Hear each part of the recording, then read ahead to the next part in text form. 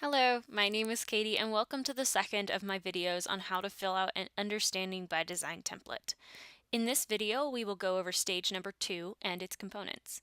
Stage number 2 of the UbD method is the stage in which one determines acceptable evidence and designs assessments to measure student learning and comprehension. Assessments are separated into two groups, performance tasks and other evidence. The 6 facets of understanding and the acronym GRASPs are two tools we will discuss in this video that can be used to help create authentic evaluative tasks. The last part of stage number 2 is the development of grading methods for the criteria you've chosen for your assessment in the form of a rubric.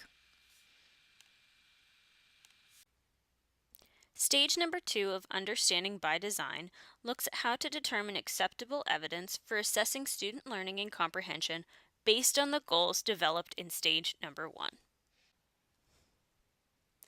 There are two defined kinds of evidence developed in stage number 2. Performance tasks, which assess the deeper understanding goals of transfer and meeting, and other evidence, which assesses any goals that are not assessed by the performance tasks, including skills and knowledge. When filling out the template for both performance tasks and other evidence, you will put the goal codes you developed in stage number 1 on the left-hand side. These codes will be written as T1 for transfer goal number 1 or S1 for skilled goal number 1. Your assessment should include multiple goals per task. Remember that a unit is short and only has limited time and resources for evaluation. Performance tasks are unique projects or tasks that evaluate deeper understanding by asking students to use their learning in an authentic way. Performance tasks should evaluate students on their ability to think intelligently and use what they know in a relevant real-world context. To measure for understanding, we can use the 6 facets of understanding to remind ourselves of the kinds of assessments we should use. Use the 6 facets of understanding and ask yourself the following questions when going through your performance task development. Number 1. Explanation. Can the student generalize, make connections, or put something into their own words? Number 2. Interpretation. Can the students offer a sound and supported account of their learning? Number 3. Application. Can students effectively use what they have learned in new ways and contexts to solve problems? Number 4, perspective. Can students look at something from multiple points of view? Can students recognize the significance of these different positions? Number 5, empathy. Can students walk in the shoes of someone else?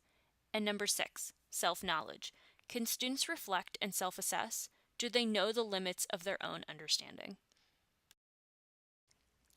The acronym GRASPs can also be used to help ensure authenticity of a task. These tasks should be based on real-world problems. G, goal, indicates what tasks you want the students to achieve. R, responsibility or role, defines who or what the students are in relationship to the problem. A, audience, asks who is the student's target audience. S, number 1, situation and scenario. What is the context or the challenge? P, performance or product. What will students do, create, or develop? And S, number 2, standards. How will students be evaluated and based on what criteria? Returning to the template, you can write the authentic performance tasks you have developed using the tools just discussed in the center column. On the right, you will find a third column designated for evaluative criteria. These criteria will define the most important qualities and elements for each task. Such criteria can include quality, process, and impact. These same criteria can be used in a rubric later in stage 2. Moving to other evidence, these assessments are more often aligned with day-to-day activities like low-stakes quizzes, journals, homework, etc.